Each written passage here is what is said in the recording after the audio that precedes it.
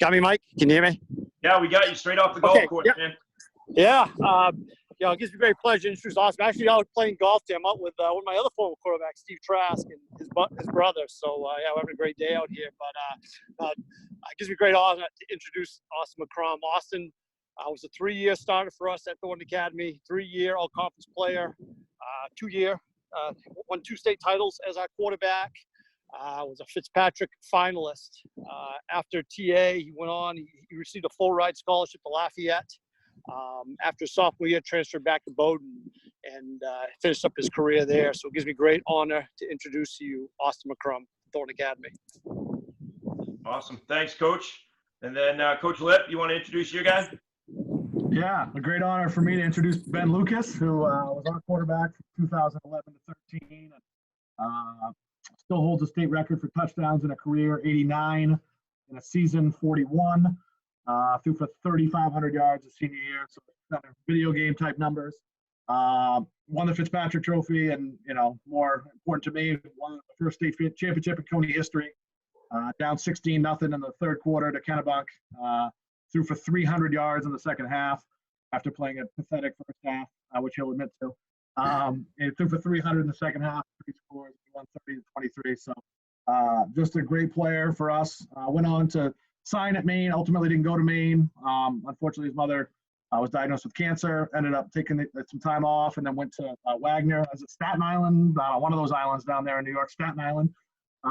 Had labrum surgery before that, had a second labrum surgery on his throwing shoulder, probably from an injury he sustained the day we played 12 7-on-7 games at Bonnie Eagle first, and then at Levitt that night. Had a second shoulder surgery, so ultimately couldn't play quarterback. But now living down in Portland, and one of the great ambassadors for Coney High School. Certainly, he's the face of our program, given what he did in 2013. So, my great honor to introduce Ben Lucas. Awesome, Coach. Thanks. And also pumped to have Jordan Hersom here today. Jordan played for me the 2008 to 11 seasons. Won state championship as a sophomore playing wideout for us in 09. Went to the state championship both in 2010, 2011. Was the quarterback behind all them great plays in the famous Mount Blue regional final game his senior year. Threw the touchdown to Brian Bedard to put us down by 1, and then flipped in the shovel pass to Jake Willett to win it for us. Great career at Levitt, Fitzpatrick Trophy winner, the only one we've ever had. Was I think around that time and really in the history of Maine high school football, one of the best dual threat QBs both years as a starter. He ran for 1,000 and threw for 1,000, which is pretty tough to do. So had a good college career. Started out at Springfield, transferred up to Hersom, and now he's done some coaching. He was at Gardner for a short stretch, and now he's up at Bangor. I think working with at least a couple of his cousins, I think, up there, and happy to have him coaching too. Love to see guys kind of giving back. So welcome, Jordan. And then Quentin, we tried to get Coach Bailey on today, but he couldn't make it. He's kind of taking care of his dad, and this was the time that he had to be over there. So I'll give you a quick introduction, then you can kind of talk about your path coming through. But I actually was on the staff when Quentin was in the Lobster Bowl back in 2001, I think. Yep. And I will say, I was telling the story to somebody the other day. The thing I remember most about that week was it wasn't like a typical Lobster Bowl week. Like those guys, we did conditioning that week. Like they ran it like doubles. It wasn't run like, probably what the other 3 guys were used to in the Lobster Bowl, where it was, get out there and chuck the ball around and whatnot. And we ran sprints almost every single day. And I don't think Quentin lost one of them. And Andrew Hall was on that team. He was a track star from Levitt. Almost made the Olympics in the decathlon. Kidding, Darrell Edwards, I don't remember him, Quentin, from Freiburg, the running back who transferred up from Florida. He was a burner. But I just thought it spoke a lot to me that, he took every one of those things seriously. Took everything seriously that whole week. And certainly wasn't surprised when I saw him sign on to BC and eventually become the starter there and then moved on. And I think was in a few training camps in the NFL and was with the Texans for a little while. I can't remember the other team. Who was the other team, Quentin? Panthers a little bit, yeah. The Panthers a little bit. And then the CFL for a stretch too. So I'll let him talk to you a little bit more about that. But certainly honored to have him here today too, Quinton Porter. So Quinton, can you tell us just a little bit about your career? Yeah, sure. Yeah, thank you, Mike. Played at Portland High School, loved it there. Didn't end up winning the championships that you guys did, but we tried. We had a tough South Portland team to go against, but went from Portland to BC, started there a couple years. I was actually on the Texans for two seasons, active roster for one season, but didn't really play too much, and then made the decision to go up to the CFL and really played a lot up there. So I actually learned a lot about football up there, and I've been bringing it back here. Some of the things that they do are pretty different, so maybe we can talk about that. But most of my playing as a pro was in the CFL for those 6 years. Awesome. I'll go around to each of you guys too, and you can just talk a little bit about you guys' experience. Ben, I'll start with you. Just kind of tell us about your experience at Coney, and then you can touch upon the time you spent at Wagner too, if you want. Yeah, certainly. And, thanks to Coach Hathaway for putting this together. I think it's great. I've been following along with, all the ones you've been tweeting out. So I think it's a really good thing you're doing during these difficult times. But yeah, as Coach Lip mentioned, I started off sophomore year at Coney. We didn't have a very good year. We went 2-7, then made a transition my junior year, went 7-2. So, big swing there, and ultimately ended up losing to a very good Lawrence team in the Eastern Maine Championship. And then senior year, we built off that and, made it through the Eastern Conference Finals, which was the big one to win, and then went on and won the state championship. So, I think the thing that I'm most proud of during my, 3 years of football at Coney was, growing up, for me anyway, Coney football was 0-8 every year. And, we had a very strong senior class. Our group, we played together from, 4th grade, 5th grade on. And, I think along with a few other things, we really changed the direction of football in the capital city. It's great to see, Coney's a perennial, playoff team now. And, it's a credit to Coach Lip and the job that he's done. But, that's probably the thing I'm the most proud of is, we kind of changed the narrative around football in Augusta. And, went on to Wagner, as Coach mentioned, had some injury issues, but, wouldn't change my experience for the world. I got to play with some great guys, had an offensive coordinator in Rich Scangarello, who was the offensive coordinator for the Denver Broncos last year. Now he's an offensive assistant with the Philadelphia Eagles. So learned a lot from him, had a great quarterbacks coach in Gustavius Patterson, who's at Bates now. So, the injuries didn't work out in my favor, but, I had a great experience and played with some NFL guys, played with some talent, and had a very good experience. And now, into the real world. There you go. Austin, how about you? Yeah, thanks again for having me on. My experience really feels like it started with our feeder program actually at Thornton Academy. I grew up with the maroon and gold walls in my room since as long as I can remember in 5th grade and whatnot. Excited to get into the program. And my freshman year, I actually missed my season to a knee surgery. But that was the first year that Thornton Academy, kind of started to win some championships. It was the first one, I think, in 24 years. So it was cool just to be a part of the community during that time. My sophomore year was Andrew Libby's senior year, and he was set to have a big season. I was, supposed to just learn from him, kind of play a bit more background role. But he went down in our first game against South Portland. And that was a good year for us to just build as a team. We didn't win any state championship, but we made it to the Western Maine Finals, which is probably more than we expected when he went down. It was kind of forged by fire for me, and I gained a lot of experience. And I think our young guys gained a lot of experience through that experience. But, yeah, junior, senior year, it was a great time for me and Thornton Academy and our program. You know, we went back-to-back my junior, senior season, and that was just something I'll obviously never forget. Got a lot of interest out of high school. Ultimately took a scholarship to play at Lafayette College. Had a good relationship with the coaches there. You know, Mickey Fine played at UMaine, and he was the OC at the time.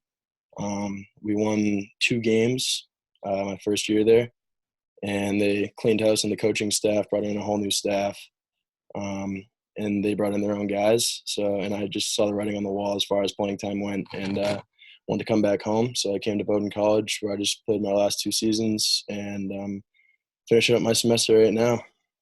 That's where I'm at. Awesome. Jordan, how about you? Yeah, Coach, just want to thank you, you know, and Coach Capone and everyone who's, you know, put this on. I think it's great being a teacher and a coach and being in that profession. I've been able to follow along and learn a lot, and just wanted to thank you, Coach Capone, and the other coaches who have shared all their knowledge. So it's been great. So my name is Jordan Hersom. I played at Levitt. Was really fortunate to play under Coach Hath and a lot of great coaches, and had a lot of you know, really talented teammates. So I'm very thankful, and looking back at those memories means a lot to me. Made it to the state game in 2009, my freshman year in 2008. You know, ended up losing to Morris in the playoffs, but had a really good season. Played a little defense that year, and then in 2009, you know, got to play on both sides of the ball as a receiver and then as a DB, and playing with some good players. We went undefeated and beat a good Cape Elizabeth team. And then junior and senior year, like Coach mentioned earlier, made it to the state game. Came up a little short, but I think we won 33 PTC B East games that 3-year stretch. So that was pretty cool, and I'm just really thankful for, you know, all the people in the Turner Leeds and Green community that helped me along the way, and coach, you know, teammates, coaches, teachers. So made my experience there, you know, awesome, and I wouldn't trade it for the world. Yeah, so I guess when I talk about quarterback today, it's going to be kind of my high school experience. My college experience at quarterback lasted about 4 days, and then I got moved to the defensive side of the ball. But yeah, I went to Springfield College and played there for 2 years. Started off in their triple option under center at quarterback, and got moved to free safety. We played against a bunch of great competition. At that time, it was in the Liberty League. So we were playing teams like Hobart and, you know, schools like that. So it was really good competition. And then transferred to Husson to finish up. Played for Coach Gabby Price and Nat Clark. And it was kind of cool to reunite against some players I played against in high school. And, you know, my experience in Husson was really a positive one too. And was able to win a conference championship and play at the NCAA Division III playoffs. So on the defensive side of the ball. So really thankful for my football career and everyone that's, you know, been a part of it along the way and helped me through it. Awesome. All right, fellas, I'm going to fire some questions at you, and we'll just kind of move around the horn. And I'll as we go along, I may pick certain guys for certain questions, but I'll start with this one for you guys. And Quentin, we'll start with you. What do you think the 3 most important traits are of a successful quarterback? Wow. So first one I think is just confidence, which also comes with sort of calmness under pressure. That's going to be key, just because everything's on you. You touch the ball every play, and everything goes through you. You're the coach on the field. So I think that brings in the leadership part. So being the leader on the field and being the conduit between the coaches and what the coaches want to see happen and executed, and making sure the guys on the field are all on the same page. Everybody on this panel here has been there. So, you know, when you're in the huddle, they're all looking at you. They don't know what the play is. Oftentimes you'll call the play and they don't even know what to do, but we know what every one of them has to do. And that's pretty amazing, or a pretty big challenge, I think, for a quarterback, but it's huge to be able to do that and just show that confidence to them. Next, I think, is probably more just the physical thing. So having repped out the throws and the reads and everything, you know, so much that it's just second nature. There was some time in my career, it was way later, where I realized that it gets back to being very simple. So when you're playing as a 10-year-old, 11, 12-year-old. It's simple. You just get the ball and go score a touchdown. And you realize that kids actually don't really make that many mistakes as long as they know what to do. They're playing pretty well. And then there gets to be this time where it's complicated. Things are very hard and there's all this pressure.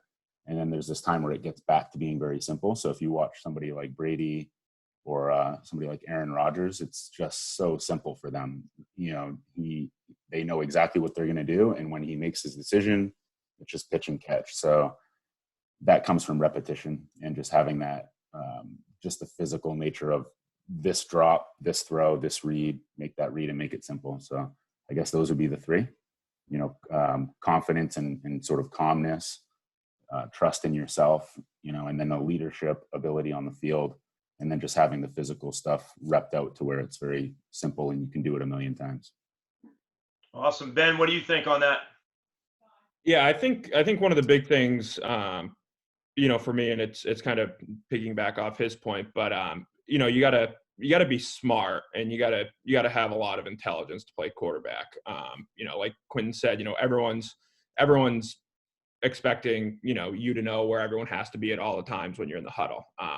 And if you have a good understanding of the offense and it can help with someone like myself. I mean, I didn't have the strongest arm, or I wasn't the most athletic person out there, but I had a good understanding of our offense, and what I think goes hand in hand with that is accuracy as well. That's a thing that I really focused on was being accurate, because if you have if you know the play, you have your timing down and your accuracy down, it could make up for for some of the other areas that you might be lacking. And then the last point I would really touch on was, like Quinn said, is, you got to be a leader.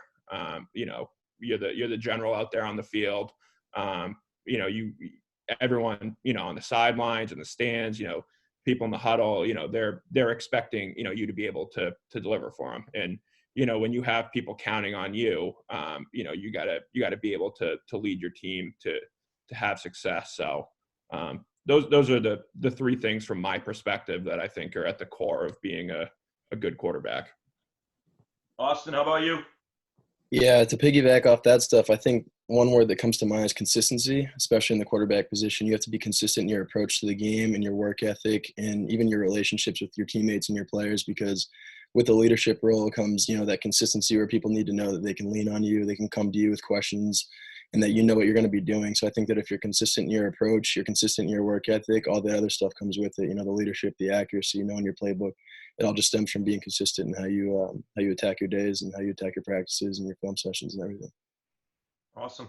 And then, Jordan, you're in kind of the coaching world too. So I think you have a good perspective. If you're picking a quarterback, what are some things that you're looking for? Yeah, I think, reflecting, playing the position, and like you mentioned, coaching, I think, being a great teammate is something that,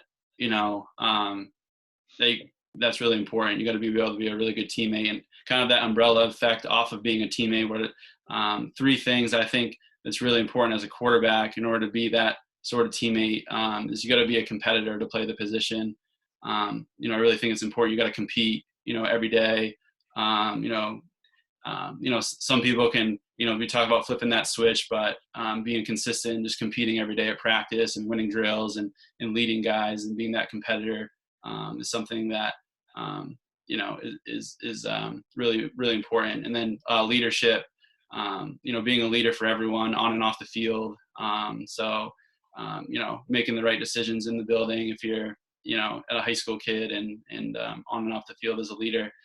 And then just being intrinsically motivated. I think the drive, having, that motivation and having a drive to get better and just not being satisfied, in the off season, and that leadership can also be shown through your drive, leading by example and pushing other guys and pushing yourself. And because as we all know, I think, other players look up to the quarterback kind of naturally as the leader, especially of the offense. So having that drive is important as well.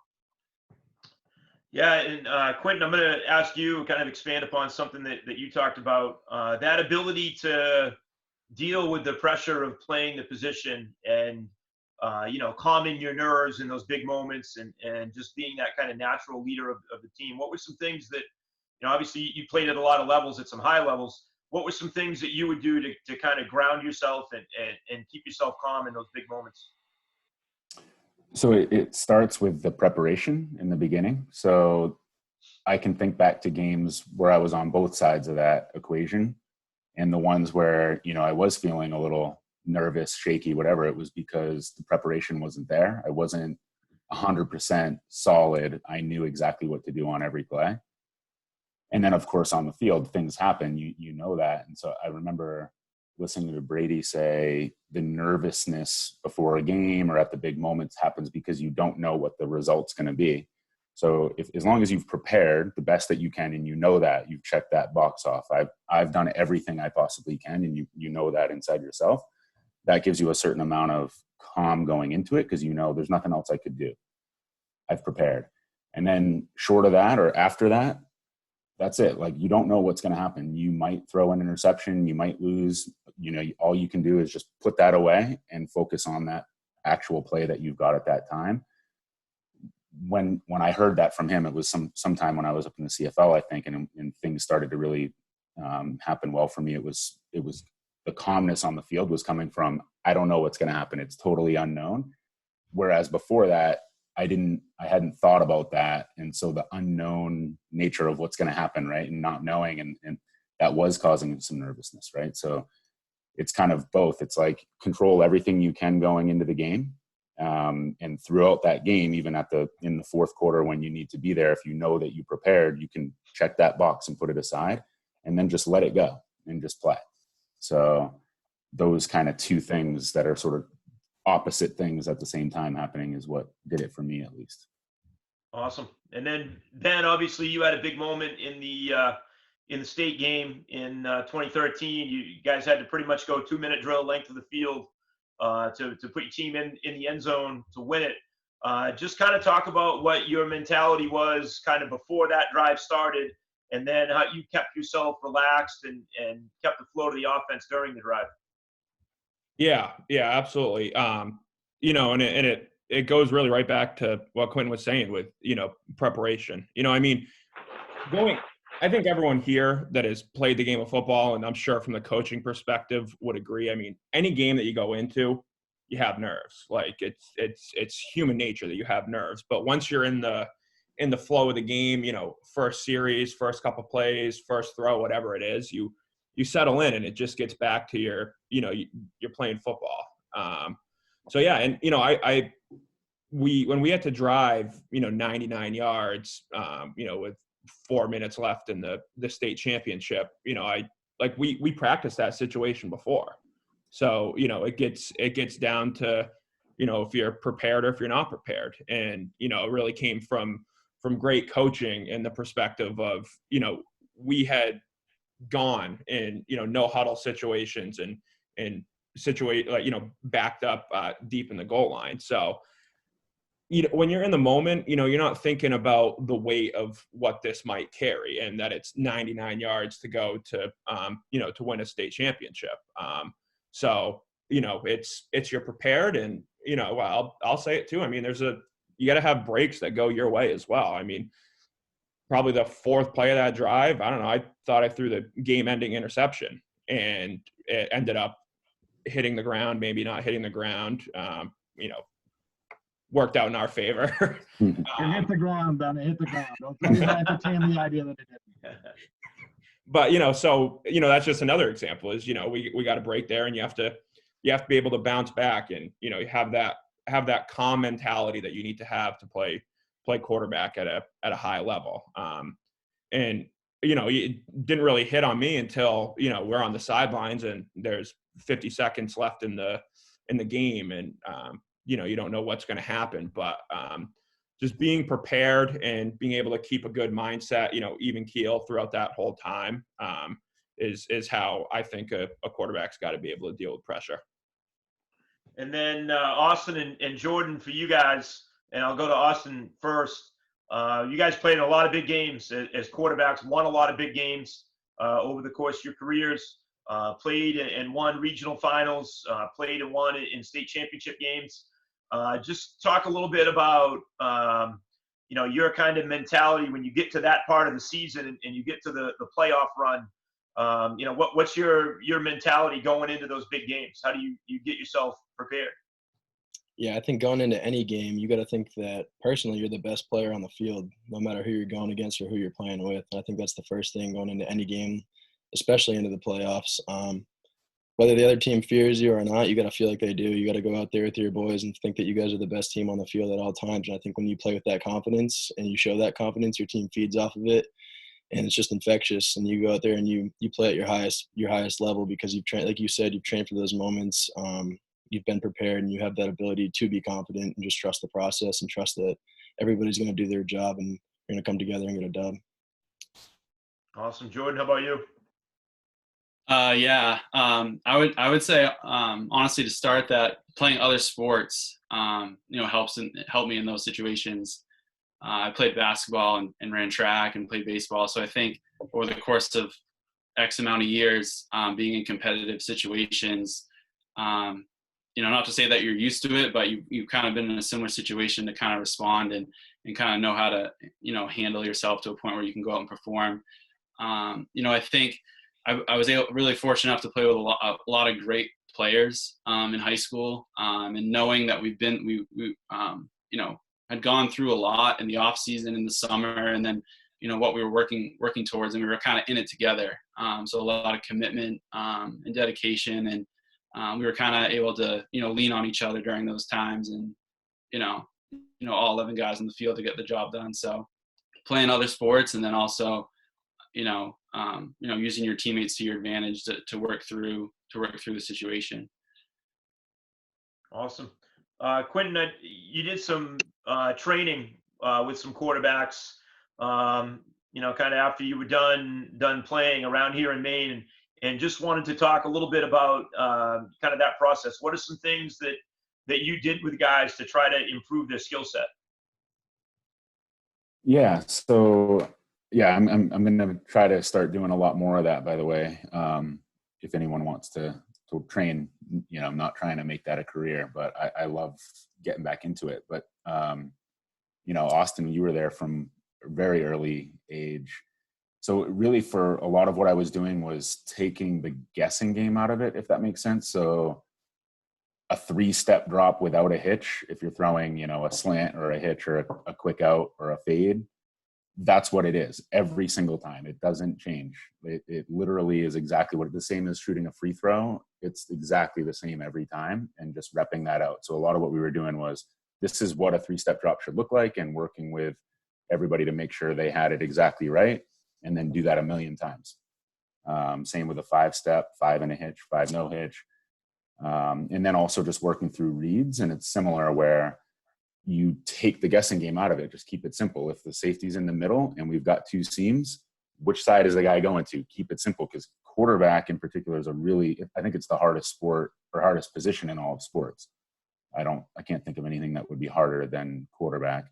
There's a lot going on and it seems chaotic when you're on the field, but if you can kind of eliminate all of that and just keep it very simple to, if I do this drop and make this read and that throw that I've done a million times, and it's, when Ben was in the championship, driving to win for the state finals, whatever throws he made to complete that, to, drive and to score and win, are the same ones he was repping out hundreds, thousands of times before that. So without being able to show you guys on the phone here or the webcam, it was really just keeping things very simple and starting from doing it the right way. I was lucky enough to work with players at the highest level and see how they do it. And what they're doing is keeping it very simple at the end of the day, and repping that out so that it's, when they're out there in the NFL, I played with guys that won Super Bowls, and they're doing exactly what I was showing the 8-year-olds to do, at Fitzpatrick Stadium or wherever it was. So that's what I was doing. And then we're working with the receivers too, to make sure the receivers are timing up their steps exactly right. So if a receiver takes 5 steps on a slant route, it's not going to work. The play's not going to work. But if you do take 3 steps while I take mine and we hit it at that spot that we've practiced, very hard to stop that. So that's what I was trying to kind of bring back to Maine when I came back. Awesome. Ben, when you talked about quarterback play in the beginning, you talked about the importance of accuracy. And I mean, I saw you a ton in 7-on-7 over all them summers. So, I can attest to the fact that you're one of the most accurate quarterbacks I've seen ripping the ball. Just tell me how you kind of developed that over time. What were the keys for you to being such an accurate thrower? Yeah, I mean, a lot of it came with just building a good relationship with the guys you're throwing to, your receivers, and your running backs. And I think that's one of the great benefits, like you mentioned, to with 7-on-7. In the summer months, you get to work with those guys, and you learn how each individual player runs the route because everyone runs them differently. Where they're all going to be. And then, it's just, something as simple as, I would, in the summer, I would be out behind Coney after a workout with Coach Lipper and get a couple receivers and, just throw and, try and be as accurate as possible, have targets, have the receivers, the last leg of the route. So they're just standing there. So as a quarterback, you're still going through your drops and your progressions, but the receiver is, standing in place right there. So, it's just something you gotta put the time in. You can't just, pick up a football and, be able to throw an out route, on a dime every single time. You gotta put in, the work and have that good relationship and the good chemistry with your, with your receivers, because every receiver does stuff a little bit different. They have different spots they play in the field. They get off the ball differently. So that was the big thing for me, just building that relationship and then, putting the work in, in the summer months, to be as accurate as possible. So, when you're warming up, you're hitting the receiver in the face mask every single time. You're not, low to the right, to the left or whatever. And then Austin, for you, having played at the collegiate level in Bennett Lafayette and then at Bowdoin, what are some things that you did to train to get ready to kind of make that transition? And then as a college quarterback, what were maybe some things with technique that you really had to work on to kind of maximize your ability? Yeah, I think coming out of high school, you try to figure out what the next level is going to be like, but you don't really know until you're there. Like a lot of the stuff Quentin was teaching us at a young age, that was sort of next level stuff that almost didn't even apply to my high school team at all. The footwork aspect and, throwing the ball hard no matter what, so you can fit windows because the windows are bigger in high school. You don't have to take defined drops in high school. You can kind of just hang out and see the field a little bit better. I think the transition to college, the biggest thing I had to work on was my footwork and, being on time, taking drops under center without hitches, and, just getting the timing of these plays that are moving a lot faster. And another big thing was just the amount of prep work it takes in the film room, which is something that, you do watch film in high school, but you don't really know what you're looking for. It's almost like you're watching your highlights in a way. But when you're in college, you have to look for certain things. You have to see tendencies of defenders. You have to see, rotations and how they disguise defenses and understanding where you go in different situations. And it's just a lot more dense of a playbook. And there's a lot more variety of situations that you have to be prepared for at all times. And I think that's those two things, the footwork and the mental aspect are just the biggest jumps from high school to college football. Awesome. Thanks. Jordan, wanted to talk to you. I mentioned in the beginning, to me, you're one of the best running quarterbacks I've certainly ever coached, and I think one of the best that I've seen. Not all quarterbacks are runners necessarily. What did you, what were kind of some of the keys where you were able, you had a couple games where you were 150, 180. In terms of running the football, what do you think were some of the keys for you as a quarterback? Yeah, I think, a lot of credit, has to go to you and the coaching staff. The game prep, like throughout the week, understanding what are they going to run and some of the formations we wanted to use and, some of the plays that we were going to use against different fronts.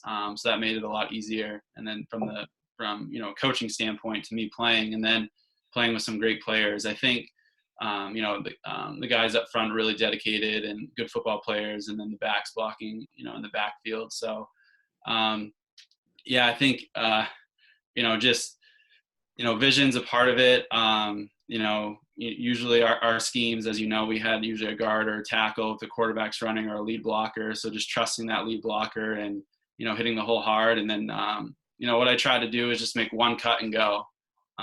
Make a cut and then, get upfield. And, if you're in the second or third level, then you can make someone miss. But, just try to be a physical runner and, get what you can. So, but definitely a lot of credit to my teammates, and then to you and the coaching staff for kind of putting me in those situations to have success in the running game, for sure. I always said I thought you were, we always kind of preach running for first downs, not touchdowns. And, Right. Sometimes I know the quarterback we have now, sometimes he likes to scoot around a little bit and make the big play. But I thought you were just always real good at taking what they gave you and running for first downs and moving the chains. So. I would definitely say, and I know we ran some triple option too out of the gun, and that's just trusting the read, that part of it, and that first step from that D lineman, whereas that first step taking him, and then just trust the read and get what you can, like you just mentioned. So yeah, awesome. My dogs are going crazy in the background. Don't mind them. I'm going to ask each one of you, as a quarterback, what was your go-to, your favorite passing concept that you that you had? If you got to give two, you can give two. But if it was maybe give one 3-step and maybe one play action. But what was the throw that you wanted to have when it was crunch time? Quentin, we'll start with you. Yeah, so I always liked it's a 5-step concept, but it was like a double post with a out route on the backside. In the biggest games that I had ever played, I was always asking for that one because I felt good about the throws, and it was a pretty easy read just on the safety, whichever, either the middle safety or the high safety to that side. If it was two safeties, then you're just stressing him, and for whatever reason, I don't know, it just and that play came to me and worked well in the biggest moments. I think we beat Notre Dame on that play, and I had one in the CFL that was a big game that we won on. So I always went there, and then I always knew I had my out route if I liked it, and I just wasn't feeling the double post side, just take the out route. 3-step one is it's actually one that if you guys watch Matty Ryan now, he runs it probably 5 to 10 times every game. It's like a double out route, so a flat and a little stick route. So it's stick on the front side, and then backside you've got 2 slants, and we call that lion. And it's the same. He runs the same offense we did at BC, and it just has an answer for everything. So you pretty much know before the snap if it's 2 safeties, I'm going over here, 1 safety, I'm over here, and you just 1, 2, 3, boom. So little double out, so a flat and an out, and then 2 slants on the backside, and just pick it off the safety and make a decision and go. Awesome. Ben, how about you? Yeah, I'll give you my favorite and then my least favorite. How about that? So we'll start with least favorite. Don't run that. Least favorite would be anything that has a curl in the play. I'm probably the worst thrower in the history of Maine high school football at a curl route. For whatever reason, I could not throw it, and probably, 50% of my interceptions came off it. So we used to run a lot of curl slide at Coney, and I just always sucked throwing the curl. On the flip side of that, probably my favorite concept is, the traditional, smash hitch flag. I loved throwing the flag ball. That was probably the throw that I made the biggest advancement with, going in from my junior to my senior year. I went down to the BC football camp, as I'm sure, we all did. And the guy who was working with the quarterbacks that year was Ryan Day. He was their offensive coordinator. And now he's, Ohio State's head coach. But we had one session dedicated to just throwing the flag route. And the drill that he used was he took a net, if you're hitting baseball, batting practice, and you have the shield guarding the first baseman or whatever, he stuck one of those nets about,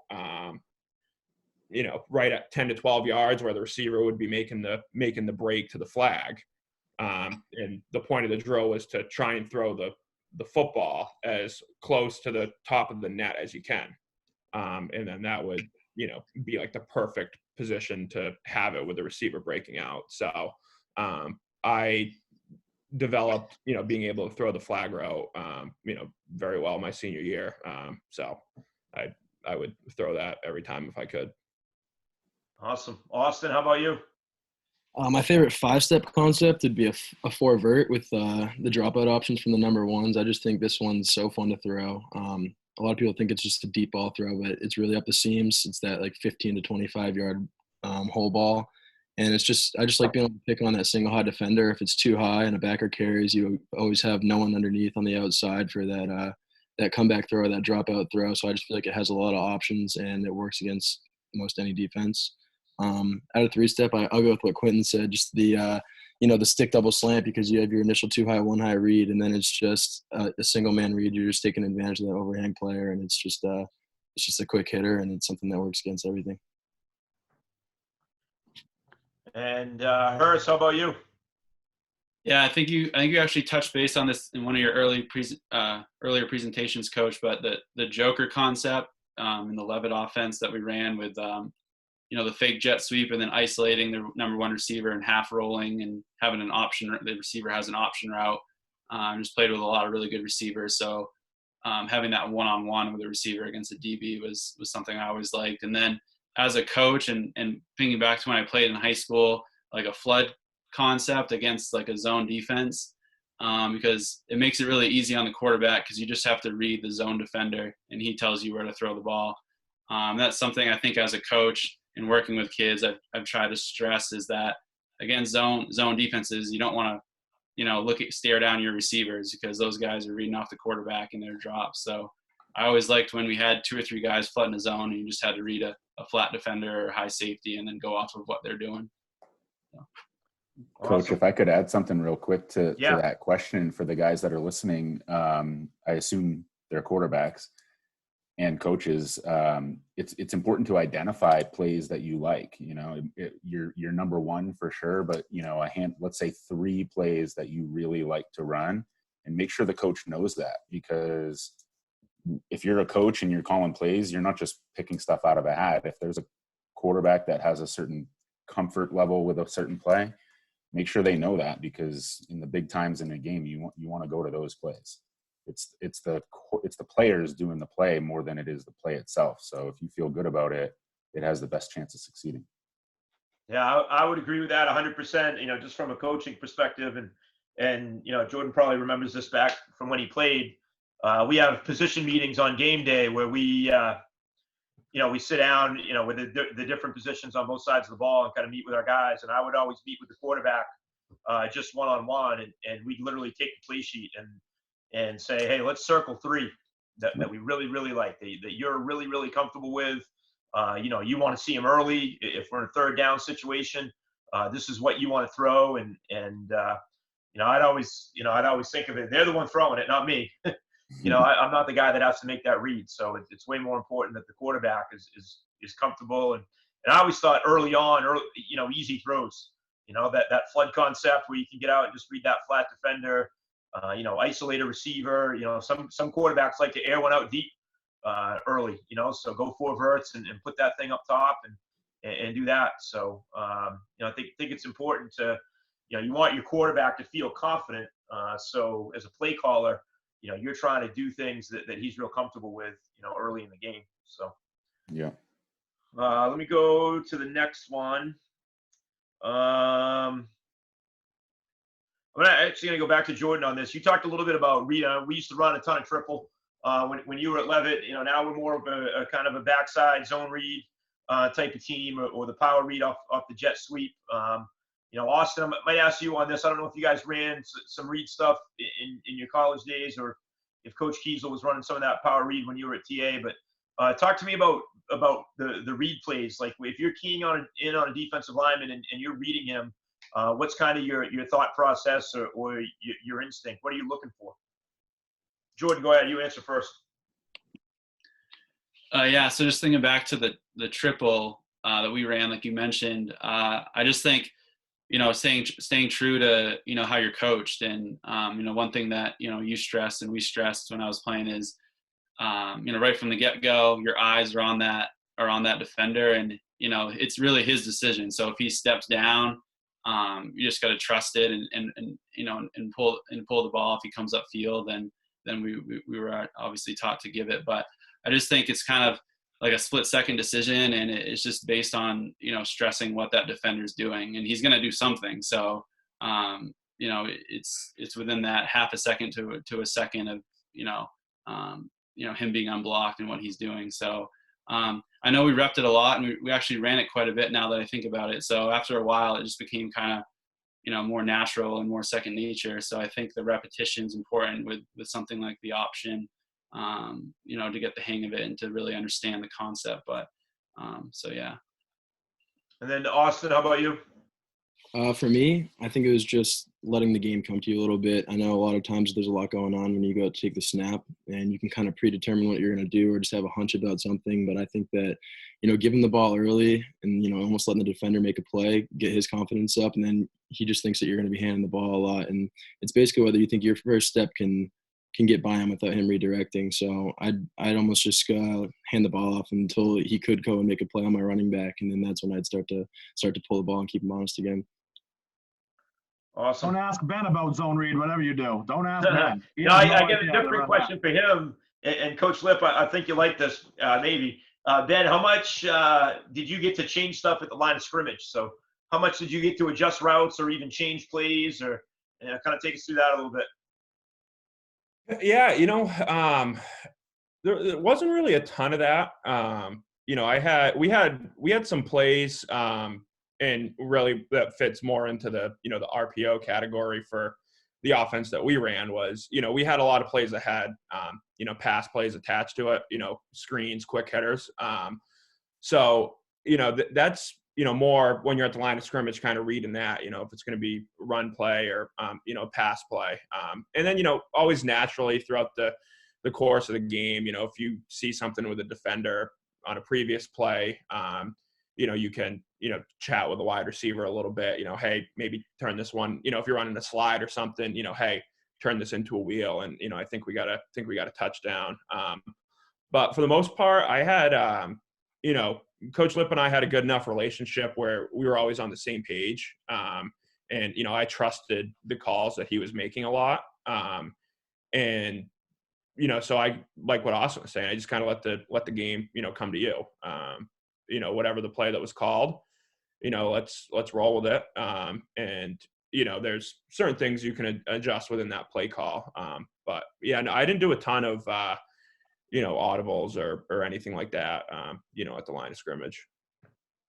And then Quentin, maybe you could talk a little bit, especially as you move through the college level to the professional level, about what happens between the time you break the huddle and the time the ball is snapped. What's that kind of process like, at the higher level? What are you trying to do before that thing gets snapped? Yeah, number one, you just make sure your guys are in the right spot. Hopefully they are, but sometimes they aren't. So it's the first thing I always looked at. Typically, if it's a pass play, we're looking at the safety. So one safety or two safety, a lot of the reads, a lot of the plays that you have are based on that. But even if not, that tells you a lot. Safeties kind of tell you everything. So you're looking at that. And then basically, one safety or two safety, I know kind of where I'm looking, one side of the field or the other. But typically any play, unless it's man-to-man, there's one guy that we're putting stress on. So my attention was on him, but then I'm not looking at him. So I'm looking over here, but I'm seeing him here, and I know that this guy's going to be in trouble. I've got a one safety, so this is cover 3, and I'm working this outside linebacker, let's say on a, I don't know, double slants or something. He's going to be in trouble, and I know that. So you see what he's doing, but you're not looking at him, because then he kind of knows, and your guys are aligned and you're all good to go, and then you just snap the ball, and then it's back to keeping it very simple. So once it's that guy, it's very easy. I've repped this a million times, and we did this at the little training sessions I had where we would make one read on one guy, or we'd be doing man-to-man routes. If it's man-to-man, then we're just throwing man and hope our guys win. If it's zone, though, you're knowing exactly who you're looking at, except you're not looking at him. And that's kind of one of the key things. That I did that definitely when I was at Portland in high school, where I was literally staring right at the guy. And I learned to kind of just not do that until you're at like if it's a 5-step drop, you're like in your 3rd step. Then look exactly right at him. And when you look at him, that's when he needs to make a decision, and he'll make his decision, and then you make your throw. And it's kind of back to keeping it simple. But yeah, I guess it starts with making sure your guys are where they need to be, and then get your eyes on, without looking directly at him, exactly on the guy that you need to look at, and everything else doesn't matter. The guys that are rushing, forget them. Who cares? The other guys on the other side of the field might as well not even be there. And now you're playing a game of, 4 people. You got the quarterback, yourself, you got 2 receivers and 1 guy, and that's what we're doing. So that's kind of how I approached it. Nice. As you kind of moved up the chain from the high school level to the college level and then to the pro level, what progressively got harder about playing the position as you went? Like, what did you maybe have to work on the most, or just what about the game was different as you kind of move your way along? The biggest thing was speed of the players, and that corresponds with how hard I throw the ball. So I really do wish I could go back, and for the guys that are listening now, Austin, you mentioned this too, throw the ball hard. Like, there's no benefit to throwing the ball soft. The only time you do that is some sort of a deep route where you're getting it over everybody. But even that, you're spinning the thing. And Ben, I saw your deep throws. You spun that thing, you threw it hard. If you're throwing anything in between, like, think of yourself as a pitcher throwing a fastball. Because I had gotten into a habit early in my career it was mostly because my receivers couldn't catch it, but of just trying to throw a nice, soft, gentle ball. But when I got to college and the pros, it just wasn't going to work. So I had to break that habit and throw the ball as hard as I possibly can every time, spin it as hard as I can. And so another similar to that was just the windows are so small. So that's where the kind of accuracy comes in. For me, accuracy always came from that simplicity of the throw. So if I knew 5-step hitch throw, just like I did a million times, at that moment that you're choosing to throw it, it's just pitch and catch. There's literally nothing else going on the field. So for me, I think the biggest thing at the higher levels was the speed of the players. And that meant I needed to throw the ball really hard and really accurate. And for me to do that, it was calm, keep it simple. And once you make the decision to throw, you're not making any other decision. That's it. It's just pitch and catch to that guy. So a lot of what I'm doing working with kids is just repping that out, but also saying what we just did in this little practice with one guy and one read is exactly what you're going to do on the field in the game. Because it's different than like basketball or soccer where it's totally flowing and there's a million things going on. Football is actually like choreography. So at the higher levels, it's very much choreography. So that's kind of what I learned a lot. There's no actually you mentioned Ryan Day. So he was my quarterback coach at BC. And he taught a lot of the same things. And Coach Kubiak, the Texans quarterback head coach, you could make a good play and it would be a positive play, but you'll get a minus on that play if you took two hitches instead of one, or if you hitched and you weren't supposed to hitch, or if you put the ball, here instead of here. At the higher levels, it's like so specific to what to do because they want to take the guessing work out of it. So I don't know. Long story short is simplify things, and you do that by repping it out and kind of making it be choreography. And then within there, in the craziness of a game, things are going to happen, but you want to stick to the plan as much as possible and throw the ball hard.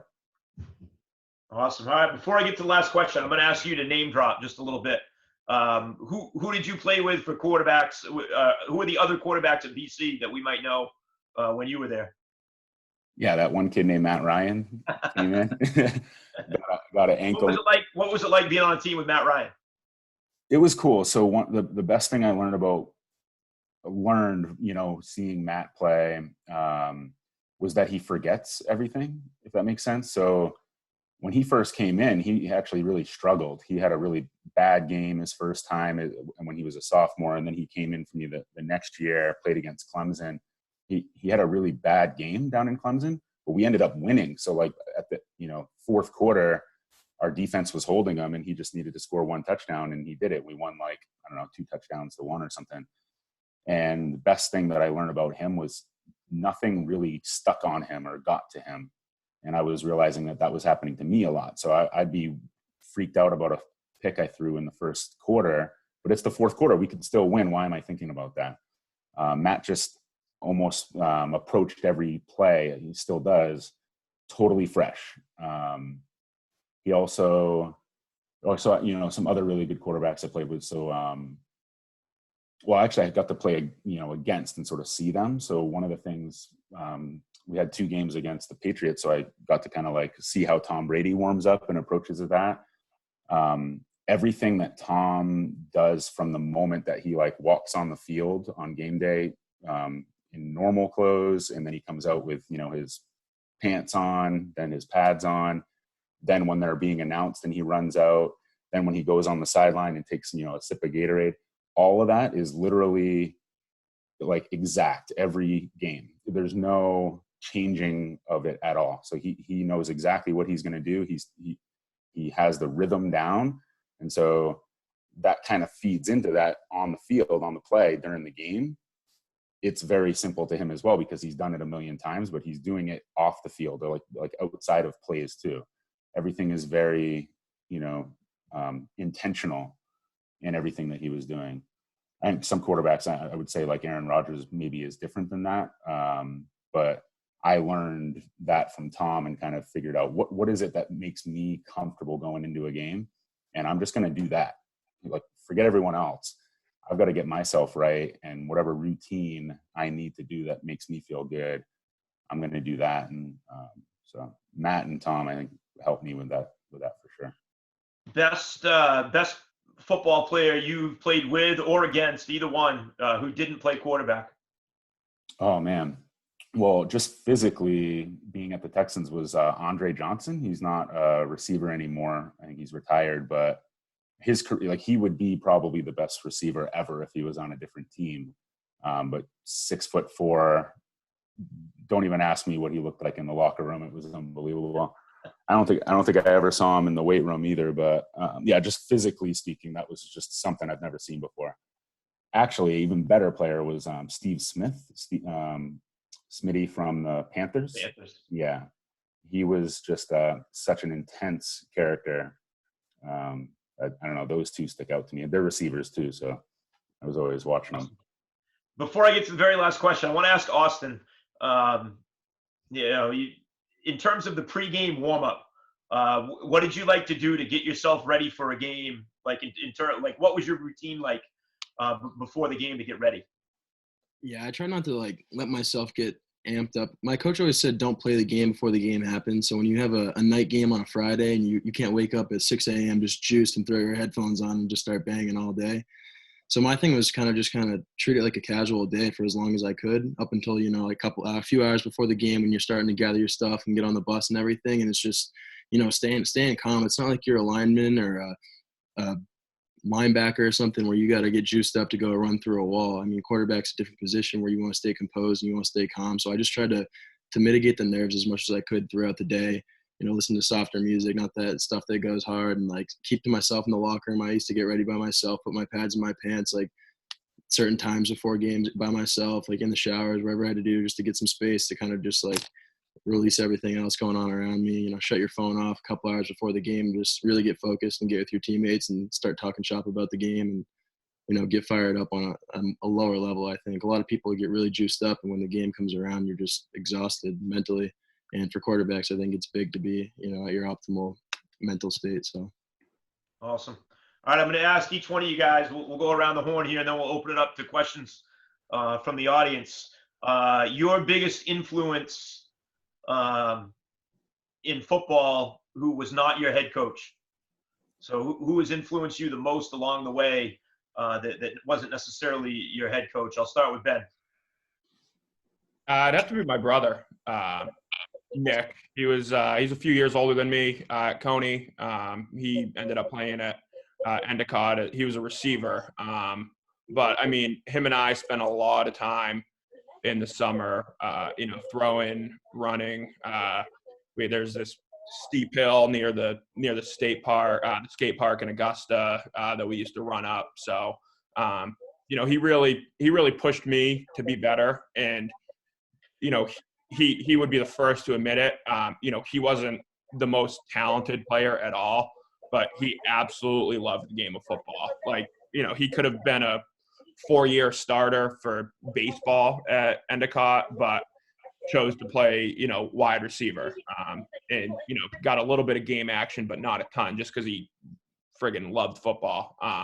So he pushed me to be a lot better. I was probably a little less conventional than some of these guys. I mean, I wasn't a quarterback until 8th grade. So I had a lot of catching up to do, and Nick was a quarterback turned receiver. So he really helped me, make a big transition from freshman to sophomore year, and then sophomore to junior year, and then junior year to senior year. I wouldn't have had the success I had on the football field without Nick. Awesome. Jordan, how about you? Yeah, so non-head coach, I'd start with my dad. He wasn't my head coach, but he's been a varsity football coach and involved with the game, and played for a long time. And just growing up and being like a coach's son and going to his games and going to the preseason, riding the bus as a little kid, and just kind of understanding the game as I got older, and talking with him at home, and going through those experiences, with him, next to me, and helping me along the way. So, but then obviously playing, at Leavitt under you, coach, and a lot of other great coaches, and my 2 college experiences, under those coaches, I was able to learn a ton. But starting with my dad, means a lot to me. So, yeah. Awesome. I won't ask you to do it now, but the next time I see you in person, you have to do a Jim Hersom impersonation for me, because they are awesome. Sounds good. All right, Austin, how about you? Yeah, I'd have to echo Jordan. I think my biggest influence would be my dad. He grew up in Aroostook County. They didn't have football. He's a soccer goalie and everything, but he loves football. Diehard Pats fan, just fell in love with the game, loves watching it, being around it, talking it. And, he just gave me every opportunity possible to chase after what I want to do on the football field. He was bringing me to the Quinton sessions. He was driving me down to DC for junior days and flying me wherever I needed to go. And it's not that we came from much. He just really wanted to give me every opportunity. He always believed in me. He thought I'd be in the pros someday and everything. So really, without him supporting me and, pushing me all the time, I don't think I would have got where I did in my career. And I'd definitely say he's my biggest influencer. Awesome. And Quentin, how about you? Yeah, actually, my dad played a big part too, just in my athletic career. I've kind of got 2 people, him for sure, and his was on the sort of competitive side.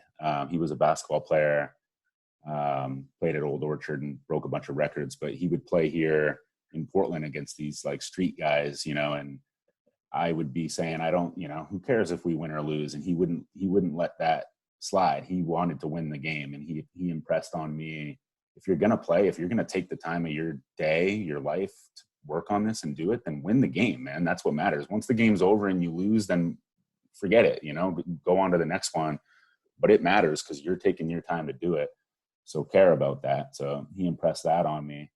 Kind of on the flip side, it was this other quarterback at BC who came as a JUCO transfer from Utah. He was a Mormon guy, 26 years old, and came in, and somehow he just showed a different way of playing the game where he was really having fun. So he was a quarterback my senior year. I had gotten hurt and came in and started that one year, our first year in the ACC. And he just, in the biggest games, I remember at Virginia Tech, and he's just having a great time, throwing an interception wouldn't get to him, but he was just having fun and enjoying the moment that you had.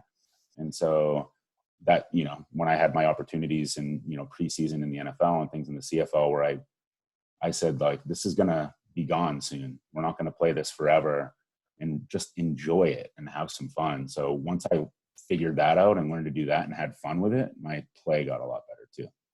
Those are the two people awesome. that helped a lot. Yeah.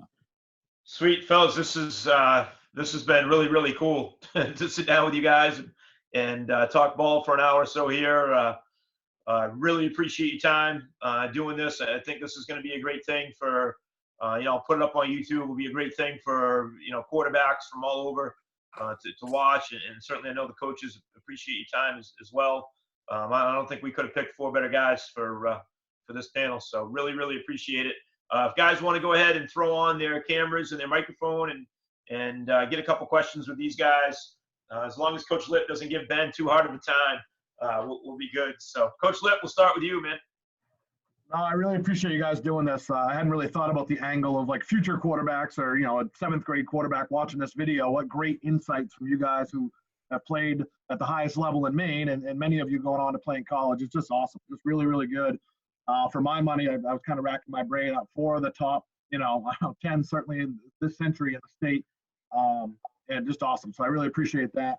And just the humbleness, if that's a word, that you all show. Like, just really impressive that you guys are all, college graduates, all successful, all in the real world, and you're just so humble about your experience as a quarterback. There's so many guys that are, look back on their careers and it's a little bit, inflated. They talk about how great they were, and you guys did a great job kind of just telling the truth and downplaying if anything else. And I really appreciate that. And I'd be remiss not to mention it. My guy Ben, I probably should have called curl slide probably a little bit less than I did because you hated something to curl, but that's on me. I apologize for those picks. But the one thing about Ben I'd like to just mention, if you'll indulge me, is just how humble and how respectful he was.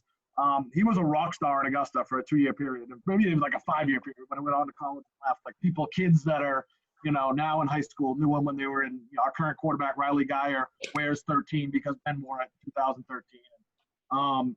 He handled it so well. And so many people would give me credit or Coach Vachon credit, say, oh, you guys have done a great job with him. And I had 0 to do with it. I called the plays. I told him, I tried to kind of coach him up on the demeanor to play quarterback. If you get a chance, maybe I'll take a video of it and post it to Twitter or something. His interview after we won the states, you got Tim Throckmorton, WABI 5. We come back from 16-0 down. He drives us 99 yards to win it. And what he says in that moment, he's 17 years old, and he could have said, I can't believe how well I played. He did the opposite. I played that crap in the first half. Credit to Kennebunk. They played great. Credit to our coaching staff. Just in that moment to do that, I'm proud of Ben for a lot of things. But the ambassadorship he's shown the game, I've watched it 100 times. I could probably quote it, Ben, because it just showed so much about being all the things you guys said about being a quarterback, being a leader, and taking responsibility, being consistent. And you guys have all done that for your programs. I remember Quinton played a freshman football game at Coney actually under the lights because we heard this stud freshman quarterback was coming up, and we all stuck around. I was a sophomore. We watched you tear apart our freshmen. You guys have all been like the pillars of your community and handled it so well. So I just want to thank you for that, because that's not easy to do. There's a lot of kids that take the wrong path, make some poor decisions, whether it's in high school or after. But you guys have just meant a lot to our state. And I want to thank you for taking the time to come and do this. It's just such a valuable, you can show this video 20 years from now, and then hopefully you guys are still involved in whatever capacity you can be in the state of Maine. So I really want to thank you. I don't have any questions. I just really appreciate all you've done. Awesome. That was well said, Coach. And I would say this about Jordan, and I really think it fits for all 4 of you, because I've seen you all played and kind of watched the way you guys operate. To me, you always know that you're going to have a great leader at quarterback if he's the hardest worker on the team.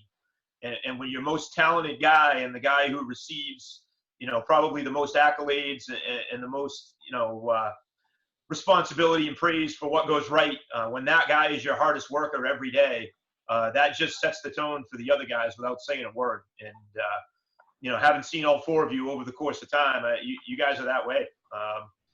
Just hard workers who do things the right way. And it's awesome to coach guys like that. So, the same kudos. So, Coach Goff, go ahead. You got a question, man? Yeah, I got 2 actually. To the quarterbacks, did you guys have any pregame rituals or superstitions that you implemented into your either pregame or the night before a game? Anybody got one?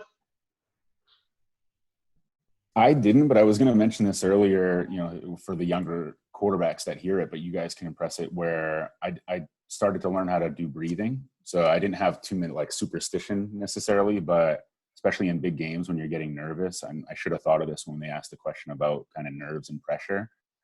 Learning how to kind of just breathe. I mean, it's very simple. You kind of just breathe in and breathe out, in your nose, out your mouth, or whatever. That just helped a lot. And then I started to realize how I could breathe, control my breathing, which would control my heart rate, and then it would control how I'm feeling. Kind of gave me a little bit of power. So in the beginning, like before a game, as long as I was prepped and everything was good, I would just make sure that I had like 10 minutes aside to just be breathing, just breathe and be good. And that always kind of just set me on a nice path. Almost like meditating a little bit. Kind of like meditating, yeah. Yeah, nice. Because you're going through the thought, like you don't need to think anymore at that point. You've already prepped the whole week. You're not going to get any better, sitting in the locker room before the game or on the sideline. So just breathe and then let everything else happen. Yeah. Cool. It's awesome. Any good superstitions out there? Anybody got one? I was very particular about my footballs. I always needed some brand new ones. So that was probably not the biggest. Deflated, Ben. Like Yeah, you had someone deflate that for you. No, but no, that was the biggest thing for me. Just always having a fresh football, and would use it in the warm ups. And I was probably a little bit of a prima donna about it. I was fortunate that my dad was an assistant coach at Coney, and for the games when it started getting cold, he bought these like industrial heat things for a cooler, and would like keep our balls in that cooler. But that was probably about as much superstition as I had. Yeah, I mean, I wore the same shirt every high school game I had. That was my thing. And opposite of Ben, I couldn't throw a new ball ever. I'd need to scrub it down. I'd buy a brush and some wax, and I'd get after that thing before every game. Other than that, no. I mean, I also did we'd do a team prayer every game, and then I'd pray during the national anthem, and that's about it. What kind of shirt was it? It was just like a digital camo Nike compression shirt. I'd cover it up if I wanted to wear a different shirt, but I always had it as like a base layer, no matter what. How about you other guys? Did you like the new balls or the worn-in balls? Ben, I think it's the only one I've ever coached that would like he won one every quarter if we allow him to. I couldn't throw a new ball. How about you guys? New or old? Old for me. I didn't. The new balls have that wax on it or something. Yeah, you have like orange hands by halftime. There's only one quarterback I've ever seen that can throw an old crappy football 50+ yards, and it's Robbie Vachon. Robbie Vachon. Yeah, long-time head coach at Coney. I know some of the balls. When I ask Wyatt what ball we're using for the game, he gives me one that looks like we practiced with it for a month. Like, I almost wonder if they're going to pass when we go out there. So he's definitely an old ball guy. Hersom, any good superstitions for you? I mean, one thing I was gonna say, just with the warm up, actually, and I don't know, Coach, if you guys still do this at Levitt for time wise, but I remember I used to go out for specialists at I think we went out at 5:30, which was really early, because I was returning kicks and punts, and so that would be 15 minutes, and then we come back in and put our uppers on, and then go out for another 35 until 6:40, and then we'd come back in. So by the time I came back in the second time, my jersey was soaked and it was sweat. And I think I was tired, but I think it really helped me. I just helped calm my nerves, and I was ready to go. And I think that actually longer warm up was something that it wasn't super, because other guys were doing it too, so it wasn't superstitious, but it was just kind of, I think it helped me a lot actually, at the high school level. But yeah. Coach Goff, you got another question? Yeah, to Ben and Jordan. Two-part question. What was it like playing for Coach Hath and Coach Lip? And the second part of the question is, do you have any funny, cool stories pertaining to each of these men that one day you'll tell your grandkids about? Half of them can't be told. Ben, I'll let you go first. I don't think Ben has any stories on me, but we'll see. Not that no, I mean, it was great. Like I said, I mean, Coach Lip has been, one of the more influential people in my life. I'm thankful that we still have a relationship, and it's, really turned more into a friendship, nowadays. But, I'll always still come to him for advice. But, he was great to play for. He was hard on me at times, but, that prepared me and turned me into the individual that I am today. And I often think back, to many of those situations where he was hard on me, and, helps me in the real world nowadays. And, I couldn't have asked for, a better coach for 4 years. And, I have to put some thought into some of the stories. I'll get back to It's you on just that. nothing. I'm squeaky clean, Ben. I'll tell you about Ben, though. Ben lacked confidence a little bit, like his sophomore and junior year, because we had Chandler Shostak, was a pretty good player. So in the first day of AP government his senior year, I made him stand up. And the Libby kid, who Austin mentioned earlier, hadn't been hurt yet at TA, and he was kind of the headliner coming into that season. I made him stand up in front of the AP government class and say, "I'm the best football player in Maine." And so I think a lot of the people were like, that's kind of, arrogant, but he needed to believe it. Like, I was like, "Hey, you're the best player in Maine. Like, we're going to win the states if you win." And so he eventually got around to feeling that way, but he was so humble and so like, this is a quarterback. So I go, "No, not quarterback. You're the best player in the state." And so, like, it was imperative for me that he really believed in that, because we put everything. We threw the ball 50 times a game. You mentioned that we throw it a lot now, Coach Goff. When we had him, we threw it, I don't know, literally 50 times in most games. So our entire game was, predicated on him having success. And the 2 games, actually, you threw 6 touchdowns against Brunswick, and we lost in the regular season. But, he didn't play his greatest game down at Greeley, and we had no chance. If he didn't, go for 300 and 3 or 4 touchdowns, we didn't have a chance. And so, to have that much responsibility, I thought it was imperative that he really believed in himself. And, by the end, he certainly did. All right, Hersh, go ahead. Spill the beans. Just don't get me fired on this thing, all right?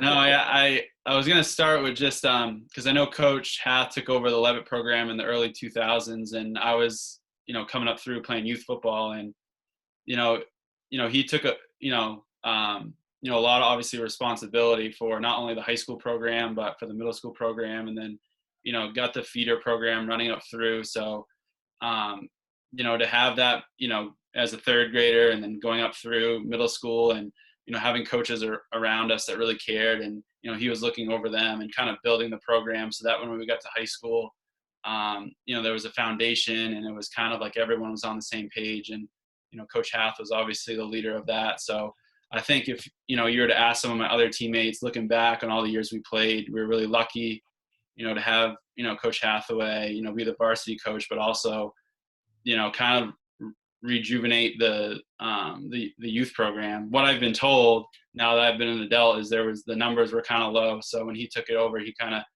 was able to build it up. And I think that's why, obviously he's able to have a lot of success every year. And then, just as a player, playing for Coach Hath, and then specifically playing quarterback, one thing he always, did for me was just kind of have conversations with me, like, never really got like upset or really angry, but just like, what did you see there? Or why did you make that decision? Or he could kind of connect with me from like a player's point of view and, get on my level. And so that way I could learn and, take a step forward and, be the best player I could be. And for stories, I'm sure I could think of some, but I think, just thinking back to practices and everything like that is, I think obviously, being a head coach is a lot of responsibility, and there can be a lot of pressure at times. But, one thing that Coach Hathaway does a really good job with is just kind of lightening the mood, kind of sensing, maybe when the team's uptight or we're practicing and something's not working, or in a big game, situation, kind of lightening the mood, or, just kind of having fun. And that's what I realized with Coach Hath is he loves the game, and he was always having fun with it and coming up with new ideas. And, and usually with very appropriate language all the time, right? Yeah. So, but very thankful for my experience in high school and growing up as a kid in Turner and playing for the program. So. Awesome. Coach Solomon, you got something down there? Coach Goff stole my question, but to Quentin, when I played defensive tackle in high school and at the University of Maine, and the quarterback of my Shrine team was your teammate, Brian St. Pierre. So growing up, Warren Sapp and John Randall were my idols. I yapped all 2 weeks at him. Never saw him upset. Then I decided to yap at Scott Bradley in the Shrine game, who played on the South. And that's when St. Pierre got mad at me, and he finally yelled at me for getting Scott all fired up. Was Scott the same way in college as he was in high school, just nonstop, just yapping at people, trying to get after Bradley? me? Yes. Oh man, yeah, he was a beast. Yeah, talking nonstop, practice, everything. But St. Pierre, he barely talked. He was the quarterback before me. Well, that was the thing. He Yeah. didn't talk all 2 weeks in our Shrine practice, and I yapped at him all the time. But Scott and I went at it at some point in time, crossing paths in the game, and Saint got pissed because Scott threatened to kill him the next play. That's why. That's funny. So yeah, what's the thing about Saint is he would never talk, but then when he did, you listen. Yeah, he was good with that. That's cool, man. Awesome. Coach Collins, how about you? You're muted, Coach. I had the privilege of when you were a sophomore, I was defensive coordinator at Mount Blue, and I'll tell you, as a defensive coordinator, you gave me nightmares as a sophomore. And as for Jordan, I had a chance to coach against him when he was a senior. I knew him because I know his dad.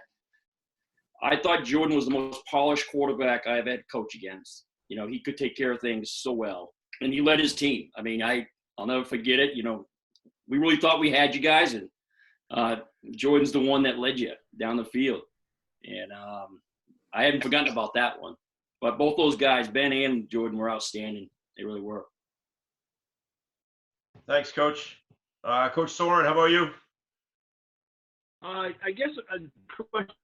I'm sorry, I came 20 minutes late, so I don't know if you talked about this, but I just want to ask you if you had any sort of advice or things that you wish you knew before you got recruited and how you guys chose your schools. Yeah. Quentin, you want to take that one first? Yeah. So, yeah, I mean, the recruitment process for Maine is tough, right? To get people up here. It's actually one of the things I want to try to start working on, getting some more exposure for guys. But it was weird for me because I had to kind of get myself out there. So, putting film online and all that, and then got the camps all lined up my my summer going into the junior year. And I went to like Purdue and Kentucky and Northwestern and then BC. So at all those colleges, at all those camps, I actually got offered a scholarship there, which I think is kind of crazy, but it was just like, I had been really working hard and like was just doing everything I could to try to impress there. And then it started to kind of pick up, but the way I made the decision was based on how they felt about me, if they were kind of into it. So narrowed it down to BC and Purdue, and then chose BC because it's closer. My family wanted to be able to go to games easier. That was kind of the thing. I also thought about the coach. Coach Bible, Dana Bible, was the offensive coordinator, and he came from the NFL. Ended up being a completely different type of guy once I signed, and kind of regretted it because he was kind of an asshole, but he was a really good recruiter. I don't know. No, but it was all good. I loved going to BC. I don't regret it at all. But the decision was kind of easy at that point for my family to be able to go. You don't send Dana Bible a Christmas card anymore? I do not. No. Okay, just checking.